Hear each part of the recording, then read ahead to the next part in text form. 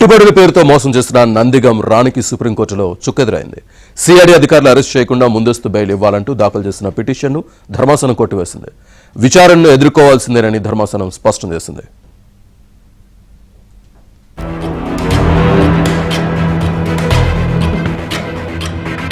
పెట్టుబడుల పేరుతో మోసం చేసిన కిలాడీ లేడీ నందిగం రాణికి సుప్రీంకోర్టులో ఎదురు దెబ్బ తగిలింది. బాధితులు పోలీసులకు ఫిర్యాదు చేయడంతో కేసు నమోదు చేయగా ముందస్తు బెయిల్ ఇవ్వాలంటూ ఇటీవల ఏపీ హైకోర్టును ఆశ్రయించింది నందిగం రాణి. పిటిషన్ను విచారణ చేసిన ధర్మాసనం ముందస్తు బెయిల్ ఇవ్వలేమని చెప్పి పిటిషన్ను డిస్మిస్ చేసింది. ఏపీ హైకోర్టులో ముందస్తు బెయిల్ లభించకపోవడంతో నందిగం రాణి సుప్రీంకోర్టును ఆశ్రయించింది. విచారణ చేపట్టిన ధర్మాసనం ముందస్తు బెయిల్ ఇవ్వలేమంటూ పిటిషన్ను డిస్మిస్ చేసింది. దీంతో భారీ స్కామ్లో నిందితురాలుగా ఉన్న నందిగం రాణిని పోలీసులు త్వరలో అరెస్టు చేయనున్నారు.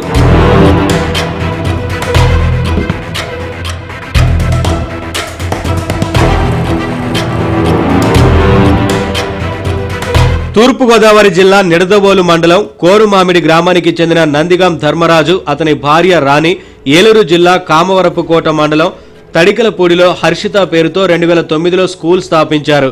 ఈ స్కూల్ నిర్మాణం కోసం కొందరు వ్యక్తుల నుంచి డబ్బులు వసూలు చేశారు.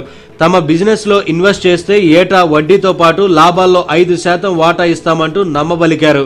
వారి మాయమాటలను నమ్మిన కొందరు కోట్లాది రూపాయలను నందిగం రాణి దంపతులకు అందించారు.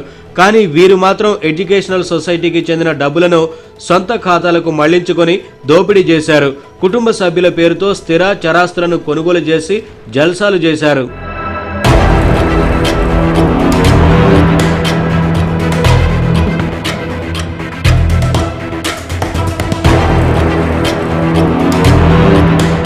వడ్డీ లాభాలు ఇవ్వకుండా మోసం చేసిన నందిగం రాణి దంపతులు అసలు డబ్బులు ఇవ్వకుండా పెట్టుబడిదారులను మోసగించారు.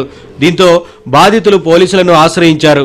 కొర్రపాటి చంద్రశేఖర్ ఇచ్చిన ఫిర్యాదుతో సిఐడి అధికారులు ధర్మరాజు, రాణిపై కేసు నమోదు చేసి విచారణ చేశారు.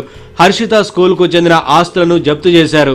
అంతేకాకుండా ఎన్ఆర్ఐ నుంచి 30 కోట్లు వసూలు చేసి మోసం చేయడంతో చిట్టిమిళ్ల శ్రీనివాస్ అనే వ్యక్తి హైదరాబాద్ పోలీసులకు ఫిర్యాదు చేశారు.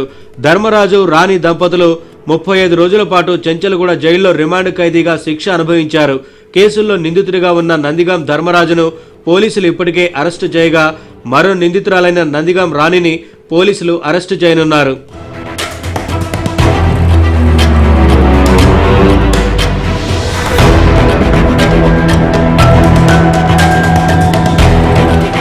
ఏపీ సిఐడి నమోదు చేసిన కేసుల్లో తనను అరెస్టు చేయకుండా ఉండేందుకు నందిగం రాణికి ఏపీ హైకోర్టులో ఎదురుదెబ్బ తగలగా ఇప్పుడు సుప్రీంకోర్టును ఆశ్రయించారు.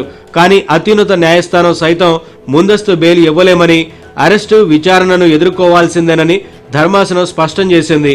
అలాగే కేసు డిస్మిస్ చేస్తూ సుప్రీంకోర్టు ఉత్తర్వులు ఇచ్చింది.